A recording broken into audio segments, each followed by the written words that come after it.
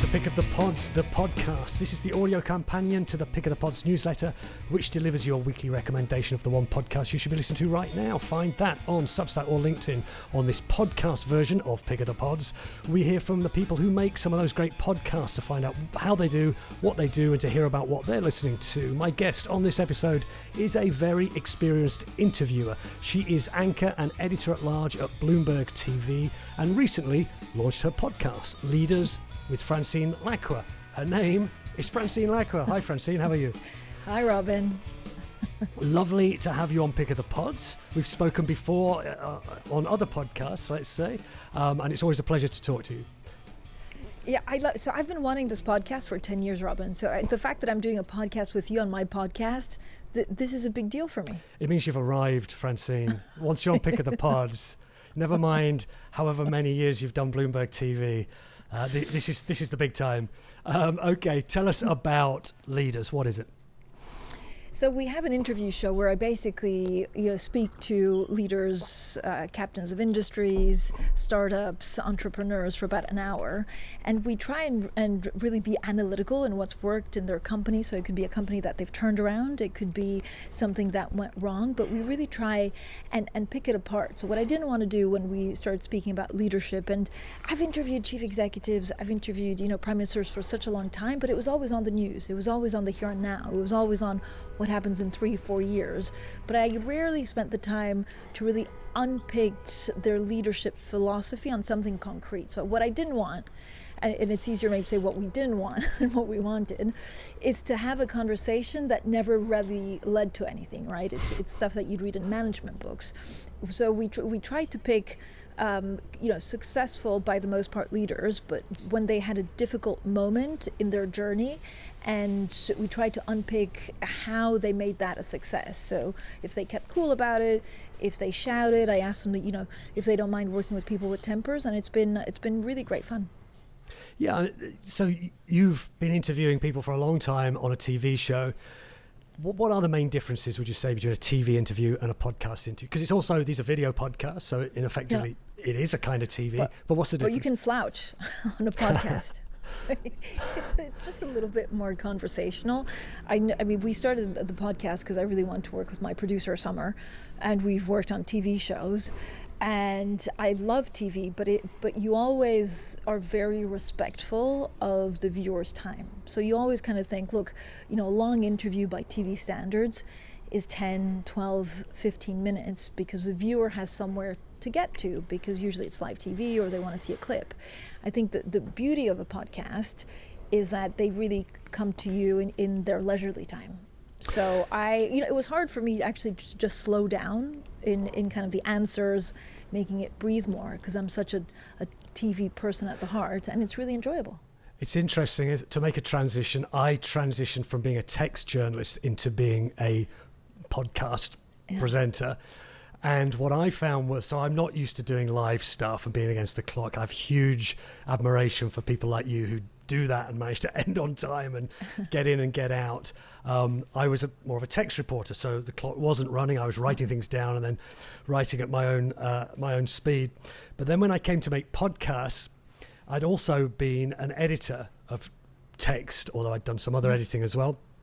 And the mistake I was making, you were saying you were going too fast. What I was doing was cutting too much, and I was condensing everything down, because I'd come from Reuters news agency, where you pare it back to the bone. You assume your audience has no patience at all, and you get it right down. With a podcast, you use the word slouch. I'm not sure I'd say that, but you do breathe, and you can relax into it, which takes a bit of getting used to, right? It is, but it's kind of the conversations that you have around the dinner table with your family and friends, or it's a really good business meeting where, it takes an hour and a half. And it's just nice to dwell a little bit on, some of the smaller things that makes a leader. And it's also nice to get them to reflect. Now, I've been at Bloomberg for over 25 years. And it's true that if you give me a prime minister and I prepare for that prime minister, I can interview that prime minister in 50 minutes or in 8 minutes. And it's happened before because time is so condensed. And the podcast is just different. You have you have more of a real conversation. And I'm leaning into that.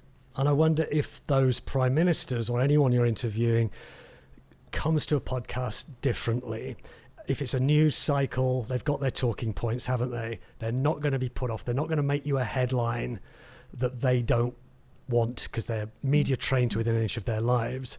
That same person, I wonder if you've already noticed this, could come to you knowing it's a longer interview, knowing it's a podcast, and it's usually not live. They're going to have a different way of speaking, different way of answering your questions. They are, although it does take some getting used to for them as well, because they are media trained and because they're used to delivering a lot of information dense speeches in front of a lot of people. But I think it's also changed slightly the way that I interview on TV, is that it's nice to be more natural, right? In this day where there's so much media coming from all sides and everything, you're competing with so many voices, it's nice to bring a little bit more of your authentic self. And I think that's different to what TV was like even 20 years ago. We're going to hear, you've brought me 3 clips from various episodes. We're going to listen to the first one of those in a moment.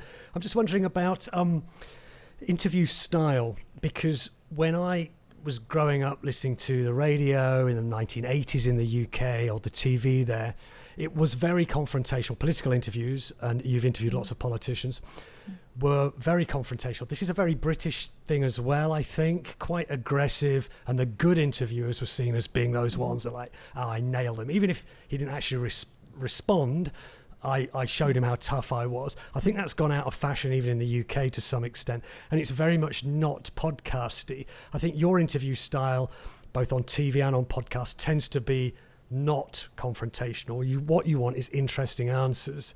So maybe you're perfectly suited for podcasting. But what's your feeling of those 2 different styles? Because also there is a slight danger in the cozier podcast interview. If you are interviewing someone who's got something to hide, which if this were a news interview, you'd be trying to get them to reveal that thing. There is a danger, isn't there? Not necessarily with yours, but you see what I'm getting at. Politicians can choose to go on friendly, cozy podcasts. Yeah, so I mean, no one's ever called me friendly and cozy before, so thank you for that. I feel all warm and fuzzy. I think, so I learned from quite a young age when I started being on TV that you have to be truthful to your personality. And I remember going on, and it was very much, like Anchorman. It was like, hello, this is the news, and I'm Francine. And I remember my boss at the time saying, like, look, you're smart, use what you have to try and get the answers. So from, when I was starting out as a 22, 23-year-old at Bloomberg, I was trying to come up with smart questions. Because if you make people think, they give you news as much as if you're aggressive. And when I think about what's really important is being you on a very good day. So I sometimes say, look, you're the best anchor or the best interviewer or the best podcaster when it's you on a Baraka day, right? So you have to be truthful to the personality that you have, and if you're fake or if you're too aggressive and it's not natural, I think you really see that, right, in TV more than you did maybe 15, 20 years ago, where expectations were different because there were less people that had the privilege to be on TV. And so there's a kind of democratization of the industry that means that if you're not truthful and if you don't speak about who you are, then it's very difficult. So I kind of I've maybe it's less aggressive than before. I tried being aggressive and it just wasn't me. I had to ask better questions. I asked tough questions, right? But always quite respectfully, because it's just who I am, I think. Right, and people don't have to be on your show, and so the respect, even if fundamentally you dislike the person you're talking to, they're making time for you and your audience, right? So everyone deserves that respect at least. That's a great tip, by the way, and it makes me realize I should make a compilation of these Pick of the Pods interviews, great tips for interviewers. And the tip you just gave, I'll mansplain it back to you, Francine, is be yourself, which is really interesting because I've worked with other interviewers and I produce podcasts that other people are doing the interview, and the ones that work really well, they don't copy me or they don't copy you, they do their own thing. And you don't want too much of the interviewer in there, which is why I'll stop talking in a moment, but a little bit, and what they mustn't do is fake it, I guess. Exactly. And if if you're a curious person, bring that curiosity. If you're a tough person, if you're an aggressive person, I think that also works. Just be truthful to what you think you are, because then if you get that authentic self, then it's more human. Right. Excellent. A tip. That's it. News people can use. We've already chalked that one up, and we're only 10 minutes in.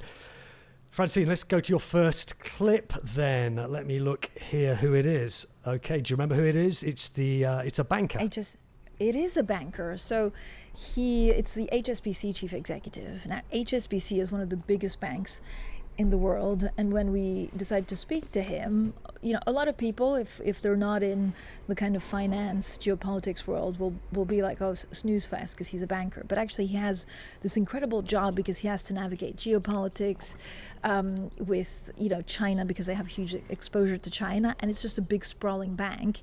And what I loved is that when he came into the job, he saw it as bureaucracy that he had to dismantle. Right, let's hear a little bit from George El-Hedri. What was the most difficult thing about that first restructuring plan? Because you have to get rid of units that maybe you're attached to, having worked here for so long. There's, people that you like that maybe you've had to move around. Again, was it intellectual, or, are you ruthless about it? I was definitely ruthless about killing the complexity and the drag in the back. And I had all my colleagues who wanted to achieve the same. And, we set out to do it. The most difficult part is when you have to separate with some of your colleagues. I think we've been very thoughtful. We've been very considerate. We've done it, hopefully, the right way and the most respectful way, for the benefit ultimately of the firm and its customers. And everybody, that's a guiding principle, is what do the customers want?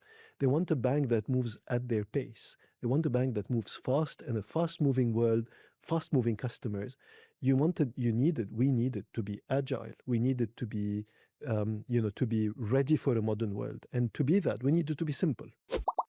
That was George El-Hedri, the Chief Executive Officer of HSBC Bank, talking to my guest, Francine Lacqua. Yeah, we were talking about being tough. He sounds like a bit of a tough guy. I haven't heard the rest of that interview, just that clip, but he's saying he's ruthless in making these changes. Do you find you've talked to a lot of business leaders? Are they a type, or have you worked out various types? No, I think there are various types, and actually, if you listen to George El-Hedri, he's quite soft-spoken, actually, and so when he says he's ruthless, is in the thinking of what he wants the bank to be. So it's the vision that's ruthless, and then he says he really needs to execute. If you think about this, Robin, so you could have a government that's too bloated, you could have a bank, you could have a company that just gets big and big and big. And usually that's really a sign of success. It means you're opening new stores, it means you're opening new branches, it means you're servicing more clients. But then when does it become too much? Right? When do people stop being accountable? And so the thread that I find in everything, in all of these leadership podcasts, is that you have to have accountability. And so George El-Hedri was very simple actually in his thinking, which is why I think it's so effective, is that he was ruthless in saying, well, I went to managers and I didn't know who they reported to. They didn't know who was the decision maker in the end. Now, through anything in life, even in a family, if you don't know who the buck stops with, it's very difficult to get anything done. So he kind of captured our imagination with talking about, single accountability. Is that at the end, you have to have someone that says, no, I made that decision, it's wrong or bad, but it was my decision, and we go forth from here. So, he was ruthless because there were many job cuts, like thousands of job cuts. This is a bank that's going through quite a lot of turmoil that you have to navigate all the complexities of. And at the end of the day, he says if it's too complex, you just have to make it simpler, because otherwise people don't know and don't understand where they are in the organization. So in that instance, you were interviewing someone who could have been very, very defensive. I guess very often shareholders like thousands of job cuts. The people who work there and probably kind of normal people are not very keen on hearing about thousands of job cuts. What you are telling me you enjoyed from that interview was he had a clear kind of mission and he could justify what he was doing. I'm wondering, what's the converse of that? have there been interviews, feel free to name names or not, where you know you're several minutes in and you're thinking, oh my God, this is going nowhere. This is a dud. And what makes a bad, not because of you, but because of them, what's a bad interview? Well, I would say actually it's always because of me. Because if you have 1 hour with someone, right, you try and dig. You say, well, what do you mean? Can you give me an example? And so you should be able in a conversation, unless you're talking to a stone, be getting a thread of what they're thinking, especially if they're in powerful positions. So, you know, job cuts for me are always tricky to deal with because it's people's livelihoods. In a number of these interviews, we've spoken to chief executives who don't cut jobs because they just want to make more money. It's they say, look, if we, or at least this is how they explain it, that if we go down this route and we stay as it is, a lot more people will lose jobs in 4 or 5 years because the organization doesn't make sense. So I had this, you know, another leader that really stayed with us is a Rolls-Royce chief executive. So he's Turkish born. He was working for, you know, a oil company for a long time. And then he also says, look, you know, Rolls-Royce, not the cars, but actually they make engines and aerospace. He shows up and he says, we need to renegotiate all the contracts. Like none of what he saw made sense. And so he chooses one of the first times he addresses all employees to give them tough love. And he says something like, this is a burning ship. Now, you're not going to be popular like that. So you have to understand whether you're a leader that wants to transform the business or whether you want to be popular. And those things for the first couple of months are antagonistic. It's very difficult to be popular, but also implement the tough love. And he went through, again, job cuts, but the company is now thriving. And when you speak to employees, unless you've been let go, you can sense the pride in working for an organization which is relevant, which is trying to do more, also in, you know, fusion and trying to solve some of the problems that we're dealing with. Now, are these leaders perfect? No, but they were quite introspective in what made them a success compared to someone who, I guess, is lukewarm, especially at the beginning, to take some of the tough decisions. Have you ever interviewed what you just called a stone? I have interviewed a stone. I've interviewed a couple of people that won't give you much, and I've, you know, in that moment, especially if it's on live TV, you really feel like you're earning your money, and I kind of think like, interesting that they decided to come on Bloomberg TV prime time and answer in syllables. So sometimes it's because they're shy or because they've been too media trained. And then in the end, you kind of get somewhere. I usually try and go for really left field questions just to make sure that they're opening up. I mean, if you have someone that freezes on air, or I'm sure you've had that, in a podcast, there's like a monologue inside my head that says, why are they freezing? Is it because they're uncomfortable? Is it because there's too many lights? And so whatever it is, you try in the first couple of minutes to make sure that they're comfortable enough to speak their mind. So for me, a successful interview is when at the end, and I've had that a couple of times, the person says, an hour? I forgot we were rolling. And that means, you know what, they shared. They gave a little bit of themselves. Right, okay. So advice to anyone interviewing a stone, you've got to be imaginative and come try tricks. Left field. All right. Let's go to our second clip then. I'm looking at my notes here. Oh, staying in the world of business. Incidentally, are all your interviews business interviews? So they're not all business interviews, but we always talk about business. Right. So I had a good conversation with Melinda French Gates. That's number 3 on my list. Okay, so I had a good conversation with Emma Greed. Great. We'll come back to Melinda in a moment. Yeah. Emma Greed, yeah. So HSBC, big bank, everyone's heard of it. Yeah. Everyone knows what a bank does. I must have, to my shame, I was not aware of Emma Greed, but I was very interested by the end of this clip. Tell us what she does.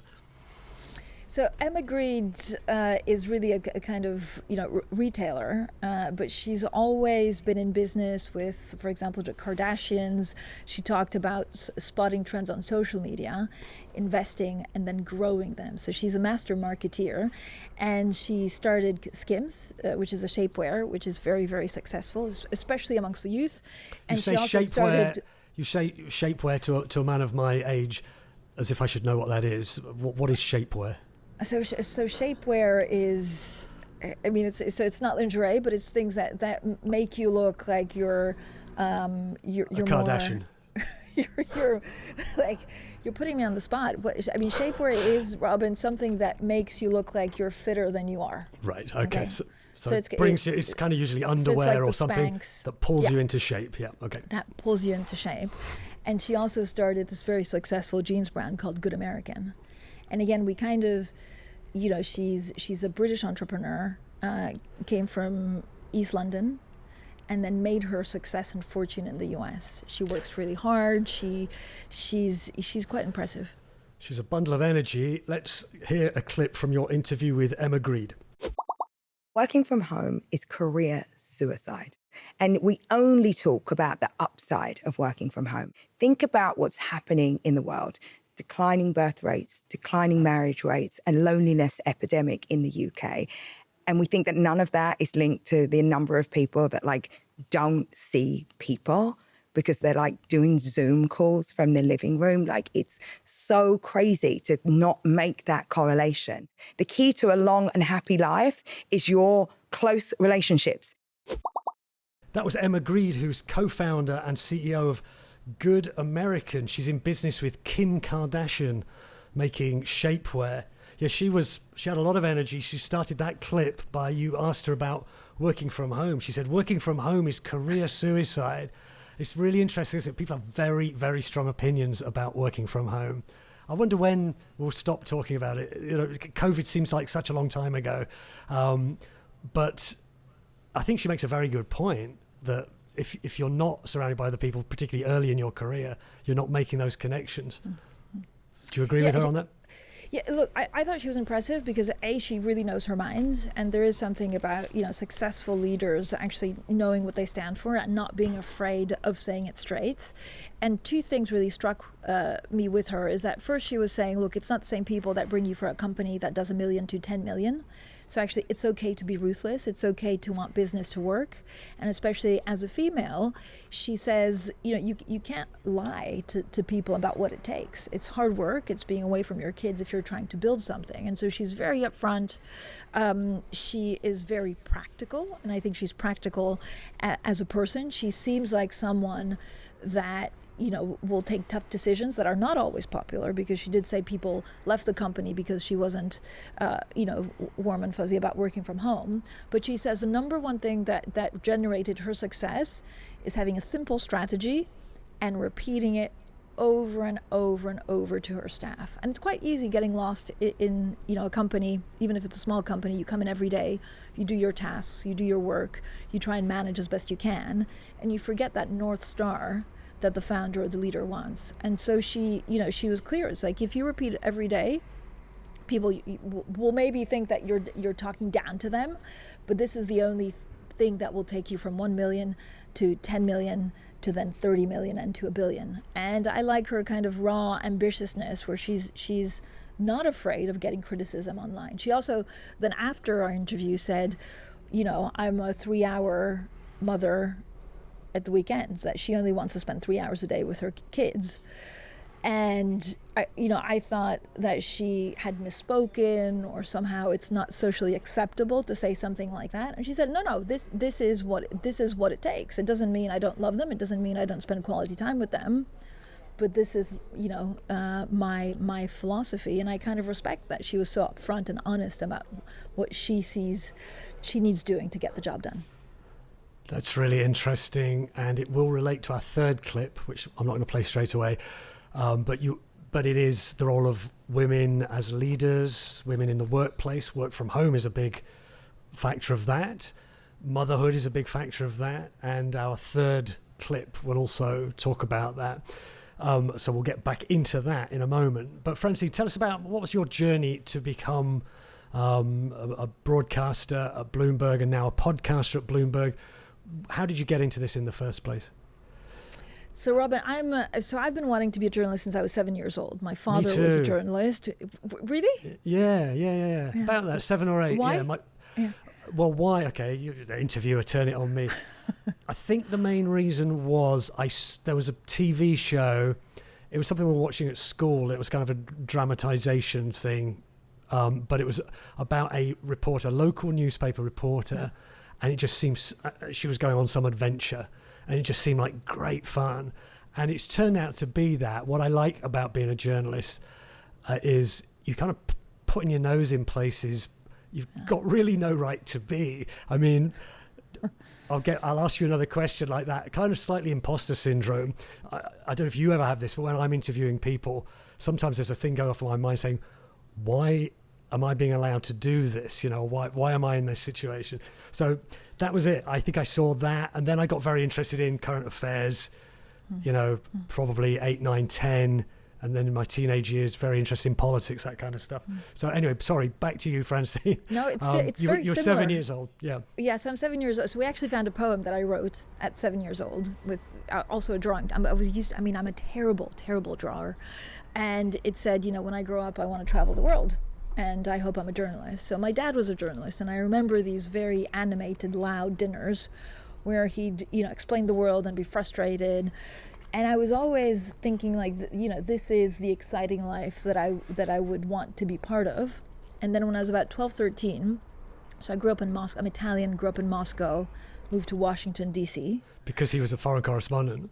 Because my father was a foreign correspondent. And I remember meeting the then Prime Minister of Canada. At the school, he came to shake hands. And I was 12 years old, and I remember being so starstruck because I thought, you know, this man has the power to change the fortunes of the people that elected him. This man, you know, can change, you know, education, poverty. And I remember that really sticking with me. And my father was really against me being a journalist. Actually, he's always said, no, become a lawyer or a doctor, something that, for the money, really? Was it about the money? I think it's for the security. Right. Also, you know, in those times, you were not always allowed to write what you wanted. Okay. If you're working for certain parts of the press. And so which country was he? Where was his newspaper based? Or? Italian. He was Italian. Yeah. What was the name of the newspaper? So it was a news agency called ANSA, the main news agency. Of course. ANSA. And so I did law school, and then I found an internship at Bloomberg. And I got hired after a couple of months because I was up for I was like, I need to wake up at 1 a.m. Sure. I need to, you know, do coffees, you know, overlook. At the time we even had the horoscope and the weather. So I just brought my energy. I didn't know anything about journalism. I came straight out of law school, but what I didn't know in things I made up for gusto. You know, I was there and ready to work. Right. So it's been Bloomberg all your career? It's been Bloomberg all my career. At the time, we had Bloomberg has changed so much in the last 25 years. And so at the time, there was a French channel, there was the Italian channel, there was a German channel. And I got hired by the French channel, but I could speak multiple languages. So they put me on there in French, and then in Italian, and also in English. So I was a good cheaper option because I could go on, you know, multiple channels speaking different languages. Right. And I just remember walking in, loving the energy. I mean, I wanted to be a work correspondent, and then actually when I understood, my first job was in covering oil and OPEC, and when I understood the mechanics of oil and commodities, and the way that money changes hands and how you build businesses, I thought actually this is, you know, important. It's just as important as anything else that impacts our lives every day. Yeah. The OPEC reporting. I mean, because I worked for Reuters for 20 years, so, you know, a direct competitor of Bloomberg, particularly on business news. And people would come back almost with war stories about covering an OPEC meeting. That was my first beat. Really? Was going to OPEC. A baptism of fire then. And at the time, Robin, because not many people remember this, at the time there was the Saudi oil minister who was really one of the most powerful people in the world. Yes. Because OPEC was, you didn't have renewables, you didn't have a lot of the shale gas in the US. So anything the minister said would move the price of oil by $5 or $10. And the Saudi oil minister at the time used to go jogging when he was in Vienna at OPEC. And so he'd go jogging with like 15, 20 reporters that would try and jot down what he said. But then you'd call your editor in London to make sure that it went on the wire. So it was, a different time, but a fun time. There was subterfuge of those things. I never did one, but I have heard these stories. Like they would send off one reporter running in one direction, with a notebook at the ready, knowing full well that the minister was going the other way, but they'd wait for the opposition to follow this kind of stalking horse, crazy stuff. So if you're a news hound, that's a lot of fun, I think. So fun. Okay, well, let's get back into the world of podcasts then. I'll remind listeners to this podcast, or viewers if you're watching it on YouTube, this is Pick of the Pods, the podcast. I'm speaking to Francine Lacqua, who has a podcast at Bloomberg called Leaders with Francine Lacqua. So let's hear your third clip now, Francine. We already alluded to who it might be. Very interesting personality. Introduce her to us, please. So this is Melinda French Gates, the ex-wife of Bill Gates. And really, it's easy to have clear leadership in moments of stability. But in moments of transition, this is where it's difficult. And this is what we try to explore with Melinda French Gates. The corporate world seems to have changed, at least in most industries. Do you think your leadership would have been different if you had started working a decade or 2 decades afterwards? Well, tell me how you think the corporate leadership has changed in the last 2 decades. Are you saying it's changed for the positive or the negative? I think so, change for the positive. There's been a consciousness about putting more women in leadership roles, and that means more emotional intelligence than maybe in the early 2000s. Yes, I agree with that. I don't know whether we're regressing now. Yes, that's why I'm asking you the question. I can't play exactly the script of had I started a decade later or 2 decades later, but I think it would have been easier on me. And I question myself. I had a lot of doubt. I think women in general tend to carry a little bit more doubt because of what society has told us for so long. I see it less, for instance, now in my 23-year-old daughter than I do even a little bit in my older daughter. But what I do know is that I want for the next 4 generations that come behind me, I want fewer barriers for women. I want the workforce to be easier for them.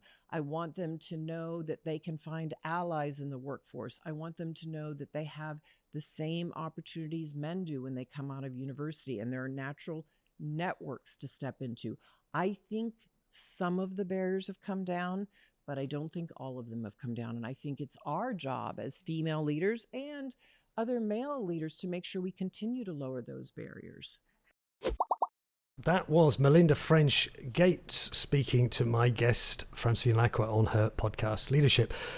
Yeah, I asked you who she was, and you said she's the wife or the ex-wife of Bill Gates. And she speaks a lot about women in the workplace, and it must be something to be defined by the man in your life, right? She's done a lot in her own right, although a lot of it is connected to her relationship with Bill Gates. Did that strike you as difficult, saying, because you can't introduce her as anything else, that's who she is? You can, but she was very open actually in talking about that and how she defined herself and how she find her role. We went back a lot further before she became the ex-wife, and she spent 9 years working at Microsoft. And this was, I think, another time. Microsoft only had 2,000 employees. And she said because she was surrounded by the boys, she calls it the Boys Debate Society. She was very tough. She was very aggressive. And then she says, 2 years into that, she was about 25. She looked at herself. She's like, I don't recognize myself in this, because she's not aggressive. She's extremely, she's very smart. She's very fast. She has a good business mind. And so we reflected on how the workplace has changed for her children, and actually how she realized at 25 years old that she didn't want to be, a manager of what was expected at the time, which was maybe more shouty with a big temper, and she wanted to lead in her own way. So it was an interesting. She's smart and she's very introspective. So it was a really good conversation. Also quite touching. And she talked in that clip then about women have, or certainly used to have, more self-doubt than men. It's an interesting idea. What's your take on it? Yeah, so she's also talking about a different time. So she credited her father, for example, an aerospace engineer who worked on the Apollo missions, with giving her an early exposure to women in science and technology. But again, at the time, we're talking 20, 30 years ago, it was just less visible. And so she, I think she talks a little bit about imposter syndrome. She talks a little bit about, why she wanted to put then women at the center of, the Gates Foundation, and why she wanted to give back. But she says, at the time you were just expected to, maybe find a job and then marry. But that's not the way she was raised, which is quite incredible for 40, 50 years ago. We've heard 3 clips from your podcast. If you could have any interviewee, alive, dead, fictional, whoever, who would it be? That's a tricky one because we probably have bids for all of them, Robin. Right. I would choose, given where we are in geopolitics, I would probably choose a Chinese president. If I felt confident that he would talk about real things, right? So how he, they've consolidated power. He's an interesting conversation to talk about Russia, geopolitics, whether China's like really gaining from all of this turmoil. So that's probably the conversation I would choose. Yeah, and wouldn't it be an interesting long form one? Because the Chinese in general, and he in particular, seems to always be saying they're playing the long game. Not restricted by electoral cycles as politicians in the West. And with this notion of China being a great ancient civilization, he's not playing it for the next 4 years or 10 years. He's looking ahead 50, 100, 200 years. And to get to the bottom of that and what that means actually for the next 3 or 4 years, you probably need the length of one of your interviews to really go and really express what is that. Okay, here's your vision. It's going to take you a long time. And what's the route to that in the next few years? That would be so interesting to hear, wouldn't it? Yeah, and also when it comes to leadership, and I think this is one of the main concerns that a lot of our governments today have, is that maybe you're not attracting the right people. Because in the West, you're afraid of politics. You say, well, I'm going to be, put through my paces, dragged in the mud. And so a lot of maybe brilliant people that could have gone into politics or social services or some kind of civil service decide to go and work for big corporates. And that's not the case in China. And I think that comes from a very young age where you are taught that you have to give back to your country, that you have to serve the party. And so it'd be interesting to see whether he thinks this is something that the West will have to contend with. If there's a way of, civic duty. I remember learning about civic duty. Is there a moment in your career, if you're a successful leader, that you have to give back? And I think the Chinese, or I'm told the Chinese, have done that very successfully because there is pride in serving your country as a politician. So much the West needs to learn about China and wider Asia, I think. So you would be doing us all a service if you could get him onto Leaders with Francine Lacqua. One thing you mentioned there, which struck me as interesting, was if I could get him to talk about the real issues, the real thing. Have you found through your career, you get offered an interview, but either you just know they're not going to address the issues, or even worse than that, their public relations person says, yes, you can have this person, but you mustn't talk about this. It's like, well, I'm not going to get what I need. Has that happened to you, and how do you deal with that? I mean, I think it happens to everyone, but we have very strict rules. We just say no. I usually say, like, look, I'll have to ask. And so if you want to cancel the interview, I've never had anyone not come on. If they understand the rules, which is anything is open and I can ask anything, they usually still come on because they think they're fair questions. And Bloomberg has, I guess, has built a reputation of fair and balanced questions through the years. But some of them always try, and some of them will always say, oh, can you send questions? I'm not even allowed to send questions. We can talk topics, but we kind of have full editorial control of what I ask. So yeah, it makes it, it's comfortable because it means you're to no one's service. You can ask what you want, as long as it makes sense. Glad to hear it. Okay, let's have your pick of the pods. Picks of the pod. I don't know what the plural is. Picks of the pods. I'm asking each of my guests, each of them a podcaster doing great work, to do their own pod pick. One of them, we were speaking just before we pressed record, Francine, you said one that's fun, one that's not fun. That's not what I asked. I asked for one that is, and I've used this expression, eat your greens, one that's nourishing and going to make you a better or smarter person, and then one that could be as silly as you like. They both should be entertaining, I hope, but go ahead. Okay, both entertaining. So I have two that's feeding my greens. One is Acquired. If you listen to Acquired, it's a great it's a long podcast. So, I mean, against all odds, these guys basically spend 3 hours and a half in the podcast dissecting a company.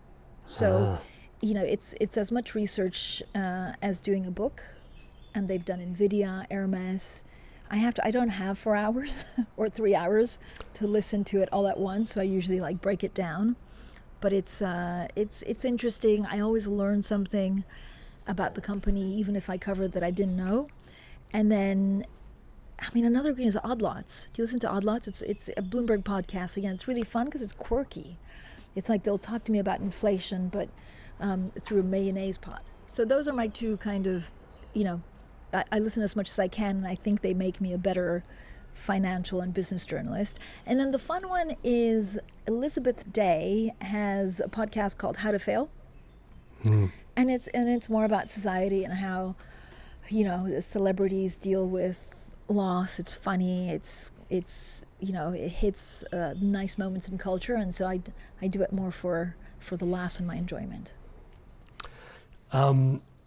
Great. I'll put links to each of those in the show notes. I'll listen to, or I have listened to Odd Lots before, but I'll go back and listen again, and maybe they'll make it into Pick of the Pods, the newsletter, which is your weekly recommendation. Don't forget, anyone listening to this. I should have this kind of quick fire question as well. As a consumer of podcasts, I've got 2 words. You have to pick one of them: audio or video. Audio, video. Vadio. What I'm saying is, a lot of people, video, everyone's talking about video podcasts now. They've been going forever, but it seems very much the thing at the moment. This is a video podcast. Mm-hmm. I never watch them. I never ever watch a podcast. So I'm just wondering, do you... So if I can, I watch it. Right. So I usually listen to them. So I say listen, but I usually do it on my commute. Okay. So if I've been able to download Are you the video, driving a car? I'm not driving a car. I'm on the district line in the Tube in London, so it's much safer. Right. But you can't always download the video, so I don't watch it like this. I watch it, with the corner of my eye. Right. And then if I can have access to that, then I'll listen. But I quite like. I think facial expressions are interesting. I quite like what people are. If they're nodding, if they're smiling, if they look angry with life. So I video. Okay. We've got one vote for video. I'm going audio. It's 1-1 at the moment. We'll see what happens at the next 1-1. Pick of the Pods. This is more exciting than the World Cup. Yeah, just like football, it often ends in a draw. We'll have to do penalty shootouts. So, deal. Francine, I'm gonna close it there and do a end closing thing. Okay, here's one for you then. Before I let you go, Francine, then. People will be watching and listening to you on Bloomberg TV, on your podcast. They'll think, that's the greatest job in the world. I want to do that. So imagine I'm a 16-year-old, 18-year-old looking at you. You've seen a lot of changes in that time. Do you have any advice to that person? Read as much as you can and try and understand the world around you. No one reads. Do they? Make a difference. Read. I think a lot of people, my kids read. I mean, I force them to read, and so now it's become a habit. We used to, I started from when my kids were a very young age. I used to do 1 hour a day where we were all in the same room and we all had to read something. So I would read news articles, they could pick a book or a manga, but you need to form your brain. At the end of the day, like it's not the loudest voice, it's the smartest questions that I think will get you to where you need to be. And also just try and get a foot in the door and become essential. If you're in a newsroom, just try and learn and say yes to as many opportunities as you can. Sounds so cheesy, but I really believe that. It sounds very old. Not cheesy. I would say quite, reassuringly old-fashioned. Read. I do read. I was joking. And get a foot in the door. But maybe there's fewer and fewer doors to get your foot into now. And maybe, all these young people should be making their own stuff. It should be all online. I guess there's a fine line between journalist and influencer these days. Any thoughts on where that kind of online thing fits into this? I love listening to all sorts of podcasts or read columns, but there is a difference between journalism and opinion. And I think especially if you're 15 or 16, just make sure you understand the difference. Like you can't. You have to base your thoughts on analysis if you're a journalist. You can give your opinion on everything, but then say it's an opinion. Because otherwise, this is when you get into like facts that are not quite right. People don't read articles, they just read the headlines. And if you lose that deep thinking, I think you really miss an opportunity to understand the very complex world that we live in. I don't think we've ever seen this much complexity ever, because you have competing forces with AI and geopolitics and local politics, and it's unclear where we go. So just deep thinking is the only way that makes you think about how you can solve a problem. I think reading, if it is going out of fashion, one of the healthier things that will replace it is podcasts, like sensible, intelligent podcasts for the curious-minded person. Still not as good as reading, though, Francine. Is that what you're saying? Also, I mean, just from a very practical point of view, if you're listening to a podcast, people still come and interrupt you. If you're reading a book, people don't, right? They don't come and ask you questions. So if you're a busy person, just having that book means that people usually leave you alone a little bit more. Any book recommendations? Anything you're reading right now that we can send people to read? So I've just picked up London Falling. Oh yes, I read a review of this. So I don't want to say too much, but everyone in the newsroom, including our bureau chief, was recommending it. Is this a true story or based on a true story? No, I'm thinking of something else. I think it's loosely based on a true story. I started it last night, Robin, so you're putting me on the spot. But I ordered it over the weekend, and I really can't wait to get stuck in. Right, London Falling. Also, the other one, actually, so I'm trying to get smarter on AI. And there's a great book called Supremacy by Parmi Olsen that makes you understand that this AI race is really a race between two, three giants and their personalities. And it's a little bit different to what I do day to day, which is trying to understand what technology does and how advanced we are with this model and the other. And I really enjoyed it, and I go back to it quite a lot. Remind us the title of that one. So, Supremacy by Parmi Olsen. Okay, I'll put links to those in the show notes. Francine, I really appreciate your time. If you are looking to discover great new podcasts, sign up for the weekly Pick of the Pods newsletter. Find that at pickofthepods.substack.com or on my LinkedIn page for a recommendation every week for the one podcast you should be listening to right now. Leadership with Francine Lacqua is one of them. If you enjoyed this show, please give it a rating on your podcast app and leave a comment. I'd love to hear from you, and maybe I'll include your comment and your own podcast recommendations, if you leave me one of those, in the newsletter or in the podcasts. Pick of the Pods, the podcast, will be back next month, speaking to another great podcaster. But from me, thanks firstly to Francine Lacqua, and thanks to you for watching and listening to Pick of the Pods, the podcast, and goodbye for now.